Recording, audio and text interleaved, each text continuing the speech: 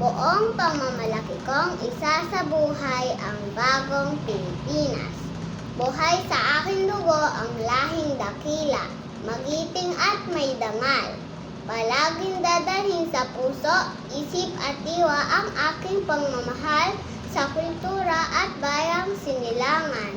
Kaisa ng bawat mamamayan, iaalay ko ang aking talino at kasanayan sa pagpaunlad ng aking bayan.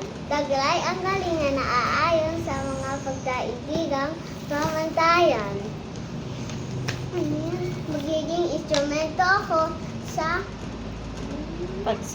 pagsulong ng kagalingan, karunungan at kapayapaan. Makikilahok ako sa adhikain ng pamahalaan dahil ang kaunlaran ay hindi lamang responsibilidad ng iilan. Isusulong at pangangalagaan ko ang karangalan, kalayaan at interes ng aking bayang minamahal.